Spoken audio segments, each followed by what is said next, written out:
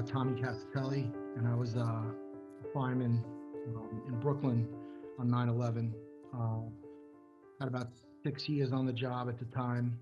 Um, like a lot of young firefighters, uh, you never think it's going to happen to you, what's going to happen to someone you know, because you're young and you're strong, and you're going to make it. And I was kind of taught that from as a kid, growing up in blue collar Brooklyn, tough family, uh, military background. I was in the Marine Corps as well. I'm a veteran, Desert Storm. Uh, so when I came into the fire department, I had a lot of friends on the job, and I kind of seen them go through some stuff with some line of duty deaths. But again, as a kid, I never thought it was going to happen to me. I never thought it was going to happen to someone I loved, someone close to me. And on 9/11, it kind of, the rug got ripped out from under me pretty quick. And a lot of other people, you know, I find that when I'm telling my story, or when I did early on, I kind of did it from a place of, I was like kind of in a box. It was just my story. And I kind of, I always kind of regretted that. And I guess it's natural because you're in that moment, you're in your own grief, your own turmoil, you're wrapped up in your own tragedy. It's kind of hard to, at least it was for me, to kind of realize that, so many people were affected, even though I saw it every day. It's just in that grief and in my own trauma. A lot of times I wish that I had done a better job of being um, more aware of that. And as you get older, it kind of comes to you, and you say, okay, you're just a dumb kid. But I wasn't supposed to be working on 9/11. Like so many other firefighters, you mutual in and out. Like, it's one of the joys and the perk to this job is if something comes up, you make a phone call, you pretty much get off at the drop of a hat. And I made a mutual to get into that tour Monday night, Tuesday day. I was training for the New York City Marathon. I was training for a half Ironman. I was a pretty athletic guy back in those days. Um, Played on the fire department soccer team. And I hadn't been feeling well for a couple of weeks before 9/11. It turns out I had the flu, but, young knucklehead, ran 10 miles on September 9th. September 10th day, did not feel well. I was thinking about tapping out. But, Monday night, Tuesday day, pretty easy tours relatively in downtown Brooklyn. And I went in, and I realized when I went in, I probably shouldn't have went in. Guys in my house are great. They said, take it easy. You're not feeling well. You can relax. You're driving. Don't worry about it. Monday night. Tuesday morning, worse. I wanted to go home. Sick as a dog. And my mentor and, a guy that I really looked up to on the job, Brian McAleese, he was scheduled to drive that morning. Um, he kind of convinced me to stay. I was ready to go. I'm like, I have to tap out. I'm sick as a dog. He kind of convinced me to stay. He's like, it's a Tuesday day. You're gonna go home. You're gonna go to sleep. You're gonna have to trudge back here in the morning because we up my old firehouse, 226 on State Street, was close to the medical office at the time. Um, and he was right. I mean, at the age of COVID, you have the sniffles, you're going home. But back then, you know, to me, it was a sign of weakness if I went home. I'm going to trudge through it. I'm going to get through the day tour. I'll have a couple of days off. I'll recover, and I'll be good. So when I agreed to stay, one of the things I said was, I said, Brian, this is 7:30 in the morning, so nothing had happened yet. I'm like, let me drive. And Brian's face lit up because, of course, nobody wants to drive, especially the young guys. We want to be on the back step. We want to be in the mix. So we switched, and kind of that sealed, a lot his fate, and it sealed my fate for, the things I went through after. Forget about the fact that, him and Stance McGallo, Dave DeRubio, and Lieutenant Bobby Wallace from Engine 205, I drove him into Manhattan that day, and, I'm the only one that came out. Uh, so that alone was very traumatic for me. And I feel selfish even now, 20 years later, talking about like my pain and what I went through when, the guy I switched with an hour before the first plane hit, he had 4 kids under the age of 5 years old. I was young and single. Not that any one life is worth more than another, but, in my head, you know, it was my fault. I walked out of Manhattan finally that day. For me, it was, I felt guilty, for living. I felt like, I spoke at my kids' church Sunday, yesterday, actually, over the weekend, sorry. And it was about, the last seven, words of Christ. And, I agreed to do it because someone had seen, social media post I made about, a book that I'm writing and, about how I felt and how I've been kind of like living this double life since 9/11, where, everybody was kind of thinking I was doing okay. I was highly functional, but I was abusing alcohol, some other substances as well for a short period of time.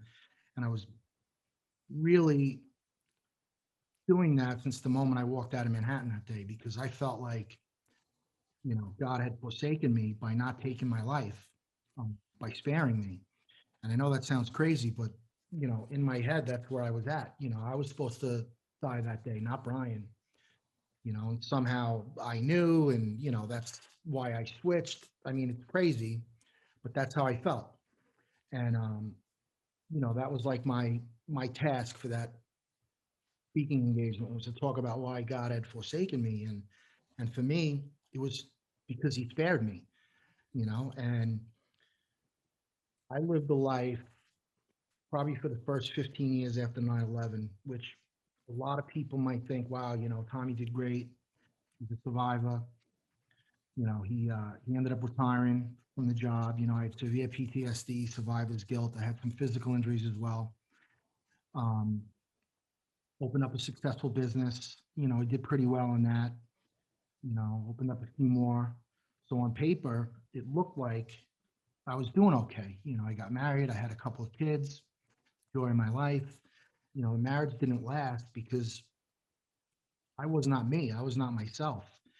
And no matter how hard I tried to live a good life, you can't do it when you're not right with yourself.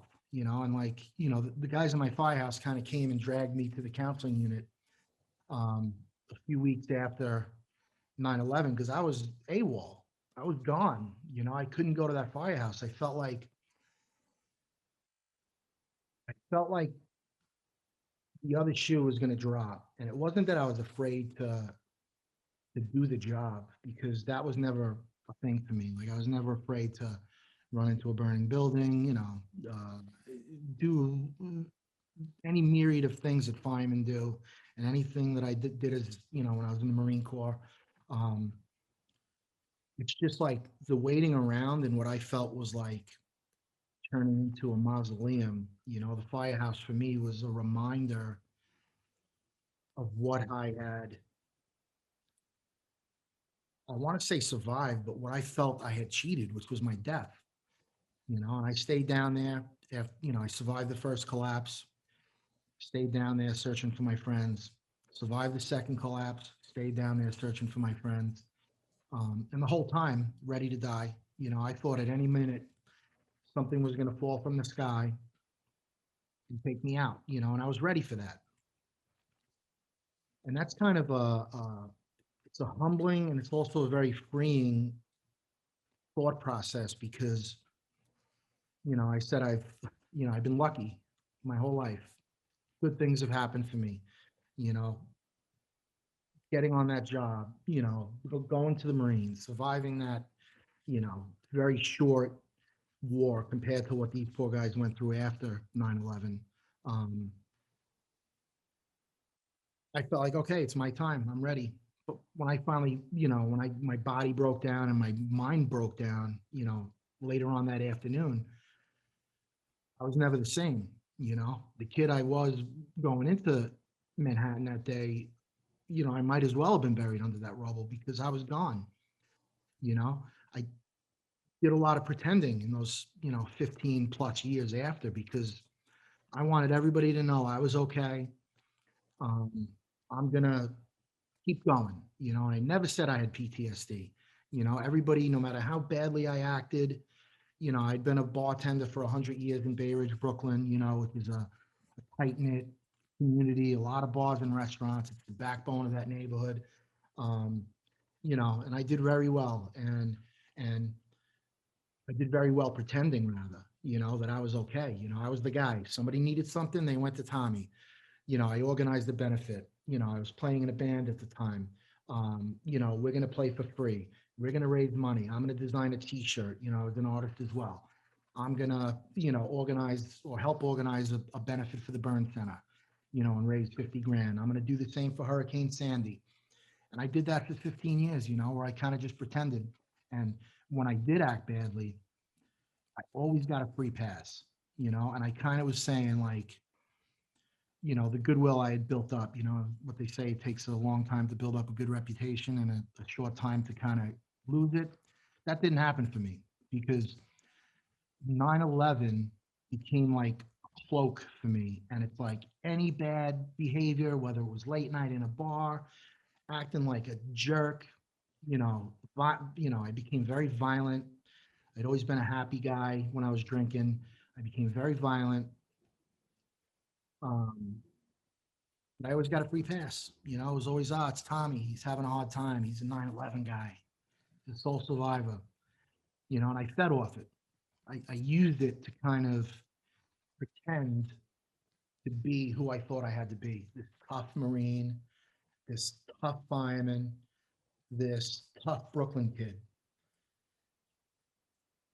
And when they finally came to get me, the guys in my firehouse, to bring me to the counseling unit, I went because, as far gone as I was still smart enough to know, like, can't stay away from the firehouse forever. I need to have some accountability. And I went, but I was full of crap. I told them what they wanted to hear or what I thought I needed to tell them. And I went about my business, and my life slowly got worse every year. It felt like every minute, and I was just living a lie. Um, because I wasn't sharing what I was feeling. People knew that I was hurting, but I'm tough. I can handle it. Finally, it kind of got to the point where I realized if I'm not in the counseling unit, um, then I'm not going to make it. I'm not going to be the person who not only I was pretending to be, was the stand-up guy, the survivor. Um, you know, I was not going to be able to be the person that that I think I am. And that, thank God, that some good people in my life kind of saw and never gave up on me. you know. But I was so bullheaded and I was so strong, trying to be so strong that, one of the things I like to say is, like, the bravest thing I ever did was admit that I was weak, and that was getting my ass into the counseling unit, putting the work in. I gave up the booze for a long time. I would dabble, a few drinks here, a few drinks there. I've never said I'm an alcoholic. It's probably the last thing that my counselor now is kind of saying, like, hey, man, maybe it's time. It's been 4 years that you're not drinking. Maybe it's time. Maybe it'll help. But still in my own head. So everything I'm saying now, it's still even more pretending. As good as I'm doing, why not take that final plunge? I'm not there yet. I'm still working through it, Um, but it feels good to finally put these words into the world, and that's kind of why I guess that I'm speaking with you today on this amazing podcast, because I went through, I caught a bunch of them back in the day, but I went through pretty much all of them. And I see a lot of same stories as mine, just told in a different way. And when I put out some video a few weeks ago, where, and I'd wanted to do this for 2 years, when I was started writing this memoir. Um, I wanted people like me to see other people like us, like with my pedigree and my the way I present myself to the world and the way I thought I was, strong guy, fireman, Marine, do it on my own. But I realized that, I couldn't. So when I started that book 20 years ago, 15 years ago, whatever it was, that was my intent. I went down to Alabama. They had a line of duty death because I was going to show my expertise as a survivor of 9/11. Meanwhile, I was more of a mess than those guys were, pretending. I did the same thing in Charleston, South Carolina. I went down there to speak to those guys after they lost their Charleston 9. Same thing. I was worse than them, just pretending.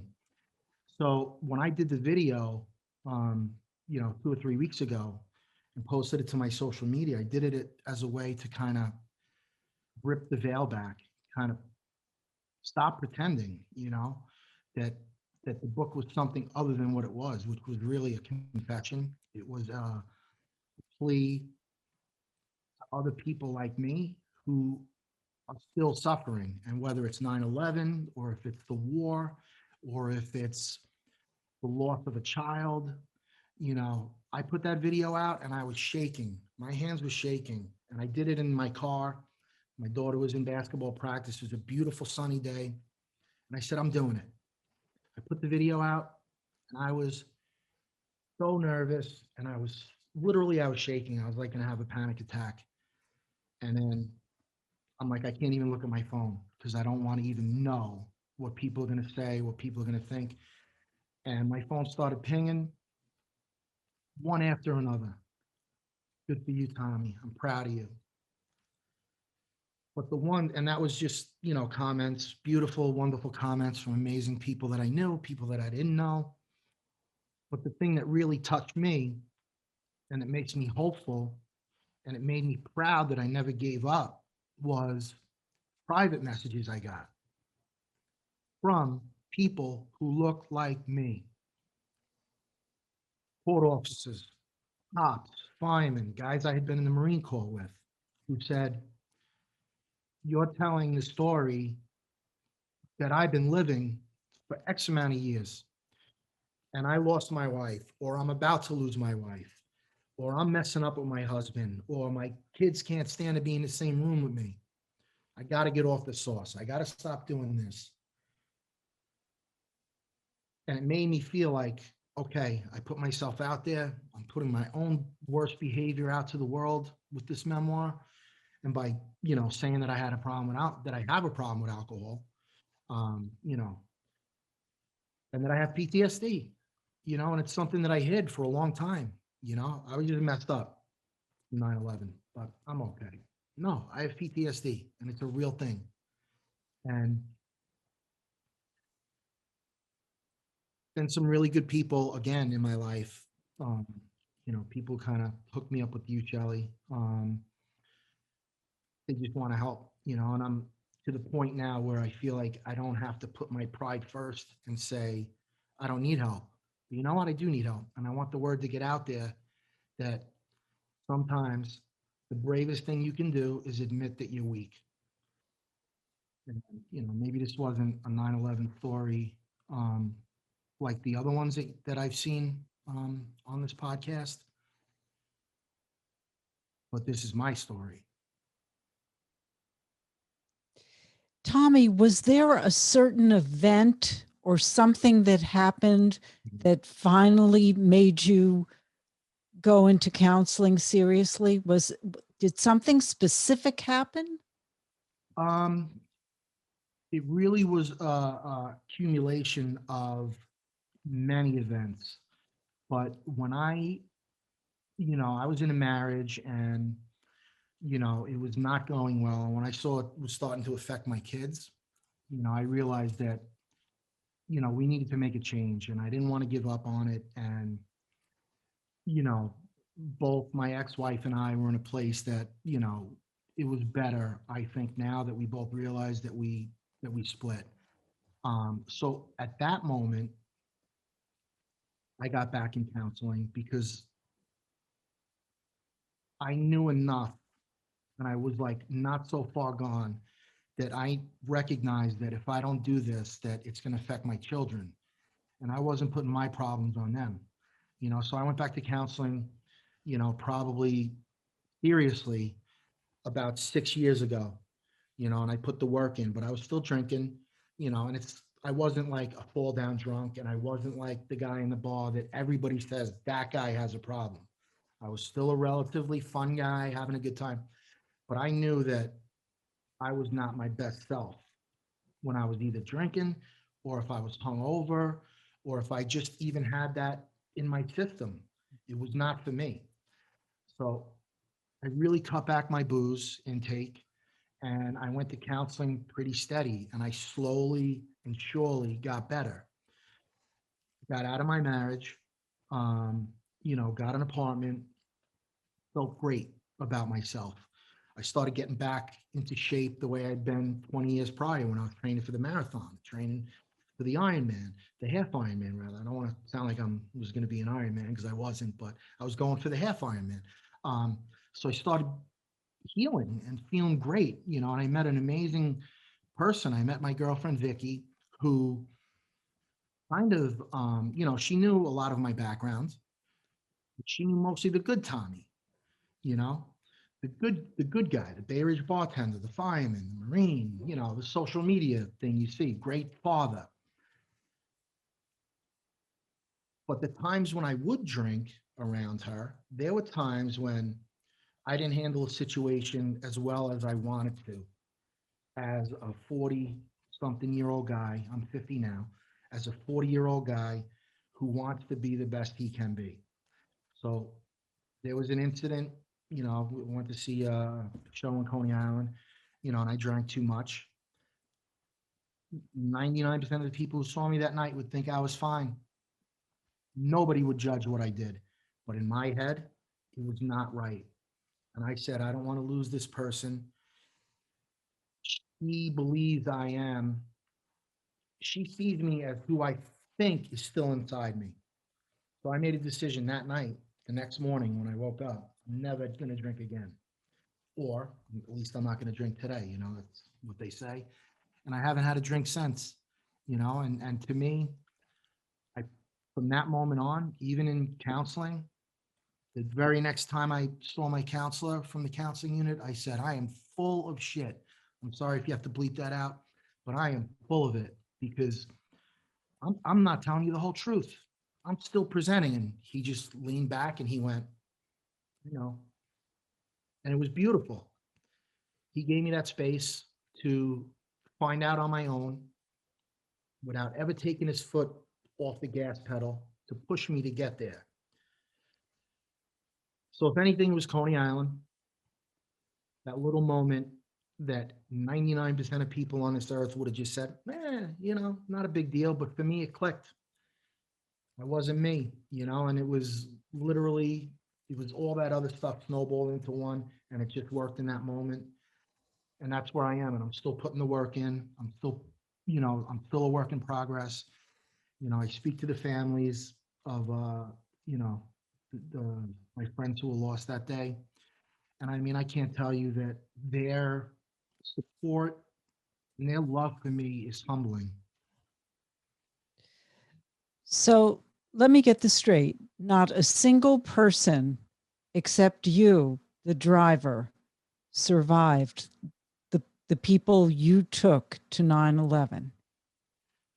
Yeah, they all died.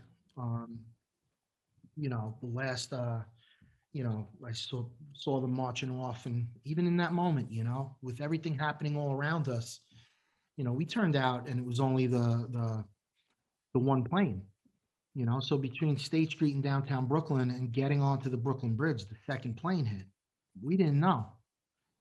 We didn't know. We were going over the bridge, and I kind of said, to the boss, that, it looks like both towers are on fire right now. And he's like, nah, it's just the residual smoke from the one building. I'm like, I don't know, man. I see a hole. And it was just the radios were so crazy that we didn't know. And even as they're walking off, I'm looking up and I'm saying, it couldn't compute in my brain how bad it was, you know. just a little tiny voice, and I remember watching them march off, brave, just like they're going to do, just like so many other firemen and cops and civilians. You hear all these stories about people who did heroic things. It's like I saw it with my own eyes. I'll never forget it. And that was the last time I saw them. Don't you think, Tommy, that every single first responder who was there and survived has the very same guilt you do? Yeah, because when I open my ears to listen, instead of trying to see what I wasn't, which I did a lot of, I would look at, you know, here's this, you know, picturesque fireman from the next firehouse over. He's fine. I'm comparing my insides to his outsides. Here's how he presents. He's probably looking at me saying, look at this guy. He's fine. Even though I wasn't, and he wasn't. But to me, everyone else was, and it was just a way that I dealt with my own trauma. It's almost like, so I wouldn't have to really think about how I felt. I needed to destroy myself. And I did it for years, and they do. And some of these people that I spoke to that I mentioned before who private messaged me, um, when I spoke to Nancy Carbone from Friends of Firefighters, just an amazing, amazing organization. One of the guys on the board is an old buddy of mine from Bay Ridge. He is everything I just said about myself. He's the same way. And he called me after I got off the phone with him and Nancy. He goes, dude, you just, you said everything I'm feeling and you said everything I felt. And he started telling me about his experience and what the guys and his, the people around him were telling him when he was feeling guilty. And this was about, he was a 9/11 guy, but he was a boss in a fatal fire, not too long ago. And everything I'm saying about feeling guilty about, like, surviving and things he told me that the men that he respected, the men and the women that he respected, whether it was the firefighter who died, mom, or a senior guy in the house or a legendary battalion chief, they all told him everything everyone told me. I could never hear it. Luckily he was a little bit older than me when this happened just a couple of years ago. His brain was more developed. I was a dopey, dumb kid, and so it felt good to me to hear that he was able to hear that. I'm like, you're lucky, man. You got it pretty much right away, even though he's still suffering. You know, he's one of a dozen guys that reached out to me. So I know that this is a real thing. And that's why when I first started writing the book, I didn't have the language and I didn't have the maturity, and I wasn't healed enough to, to say what I say now, which is I want people who look like me, who think like me, to see me and to say, okay, there's help out there. I'm going to take it. I'm going to be brave and I'm going to say I'm weak or I'm hurt, because I didn't, and it almost destroyed me. Tommy mentioned Friends of Firefighters. This is a wonderful organization that provides free counseling for FDNY'ers and their families. Tommy, you mentioned that you were worried about your children being affected. How old were they when you started taking therapy seriously? Um, Seriously, my daughter's 10, so I really started taking it seriously about 5 or 6 years ago. So she was 4. My son was a baby, and I looked at times where I was not at my best. I mean, what parent is ever going to be their best 100% of the time? Nobody.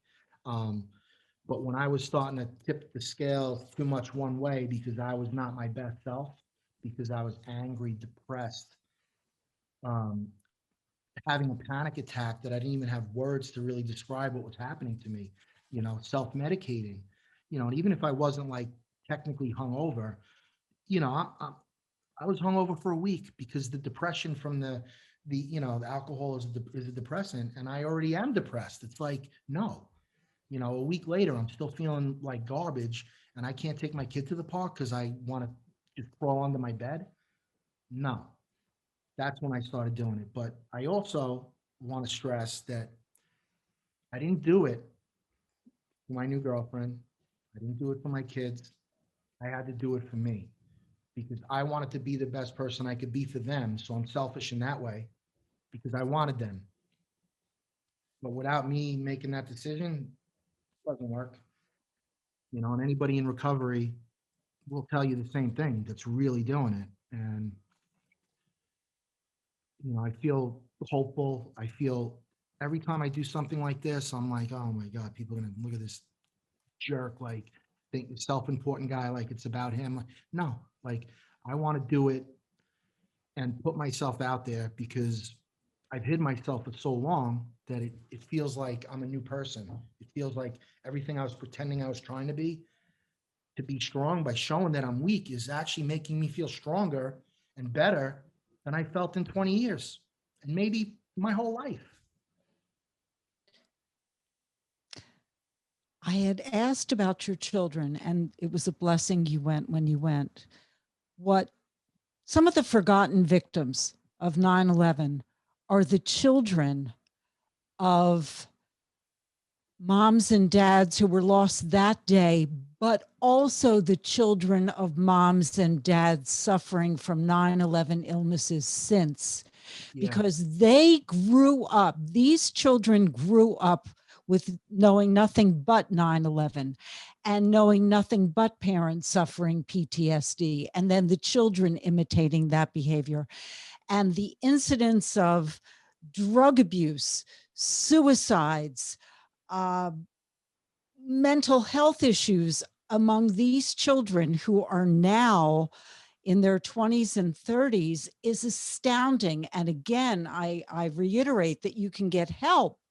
Friends of Firefighters, it's not just for FDNY'ers, it's for the families. And you have no idea, Tommy, how much good you're doing by just saying your story opens the path for others to do the same and get the help they need. Let me ask you about your overall health. Do you have any other health issues from 9/11? I, I ignored a lot of my physical issues early on. I was, it's almost like I was hoping to have worse physical injuries than I did immediately that were like visible because having a mental illness, PTSD, survivor's guilt, depression, anxiety, I was like the proverbial cat, long-tailed cat in a room full of rocking chairs. It's all signs of PTSD. I wanted to have cracked head. I wanted to have an arm chopped off. I wanted to show what my injuries were. Do have I lost lung capacity? Yes. Um, do I have nodules on my lungs that now I go and get checked out pretty much every year? Yeah. GERD, but comparatively physically, I am in good shape. Thank God. Um, but if God again, we get back to God forsaking me, I was praying for those things because I didn't want to have a mental injury. Um, but I'm okay. I'm starting to try to get back in shape. Finally, again, 20 years. I was up to 300 pounds at one time. I was at 200 when in 9/11, I was 220. I was in great shape. The guys in my fire, I was watching this will probably laugh because I always had a gut, but I was in good shape, especially comparatively. I gained, I was close to 300 pounds. My brother's 6'3". He's a monster. I weighed more than him, you know. So I'm trying to get back there every day, live a better life. I have talked to families of those lost since 9/11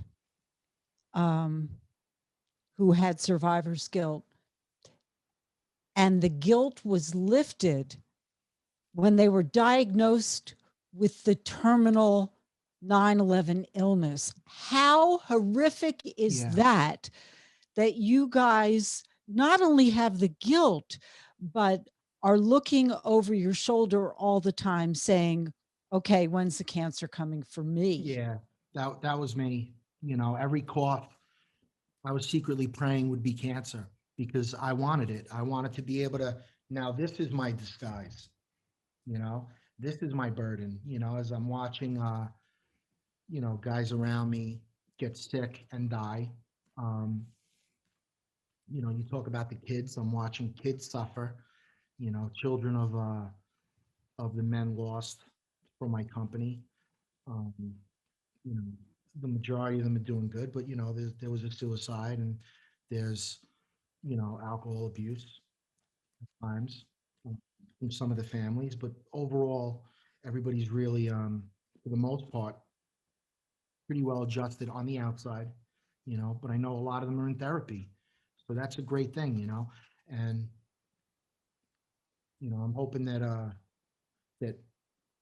maybe some people who are going to see this are going to, recognize themselves in me and my story and will take the next step. And even if they're going, we'll take it seriously and really put the work in because it doesn't work unless you really work it.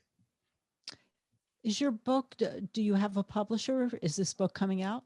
So this book is coming out because I'm working 8 hours a day on it. I had an ending the last time I was going to really push this forward. I got an agent real quick, just by sheer force of will. I went to a writing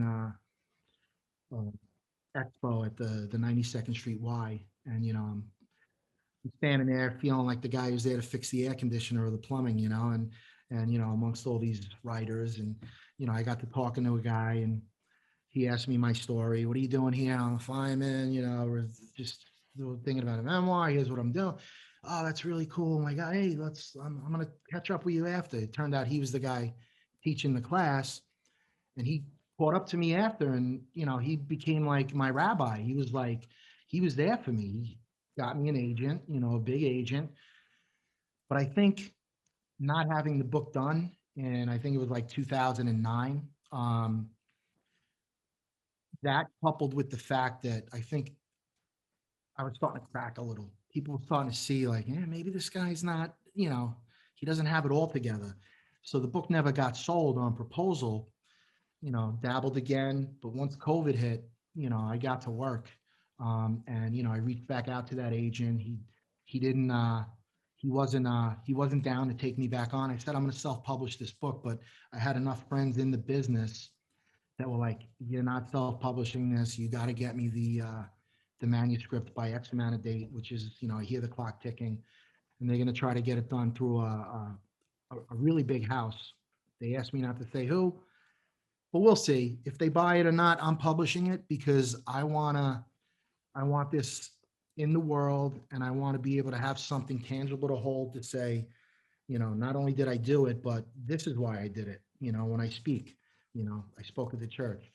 I'm going to speak at, I'm working with Nancy now. I'm doing some stuff to try to be a bridge between Friends of Firefighters and the counseling unit. Um, it's something I wanted to do back in the day when I was pretending, but I feel like now I'm like really able to do it. So, Let me ask you, is there something else the FDNY should be doing that it's not doing to reach these firefighters who are suffering so much? um, I speak to some retired guys, and we go every year for a physical, um, and there's a very, it's a very traumatic, um, triggering, at least it was for me, survey that you take. Now you're in a room, cubicles, the computer's right there in front of you, and you're answering questions. And I mean, they're the most horrific, horrible questions. And the first time I did it, I literally was like, I have to get out of here. It's like, have you ever, and they ask you just a horrible question, like all 9/11 related, if you were down there. And I'm kind of like, this is how you're going to find out if a guy is suffering from PTSD. You're giving people PTSD with this. So I've spoken to people about that survey, and it's like, that's the funding, and this is how they do it. you know, and at the end of your physical, you go speak to a counselor, but it's like you're being like pushed off the diving board. And for me, into the deep end. And for someone who can't swim or doesn't have the mindset to go there for therapy, this is not the way to do it. You know, so I would love to see a change with that. And I have spoken to people down there about it, and they, you know, and they're all, if it was up to them, it wouldn't be that way. But the job answers to the city answers to the state answers to the Fed. So this is how it is.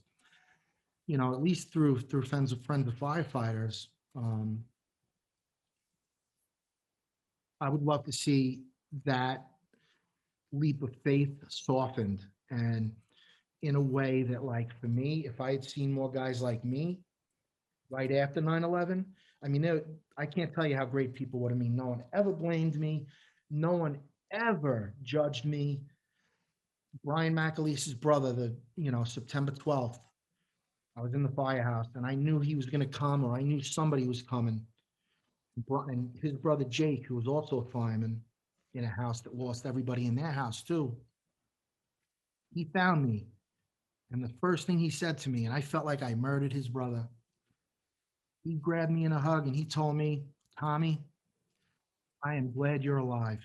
And he held me, and I tried to get away from him because I didn't want to hear it. I could not hear it. He held me and he would not let me go. He said, "Tommy, I am sorry my brother's dead." And no one had said they were dead yet.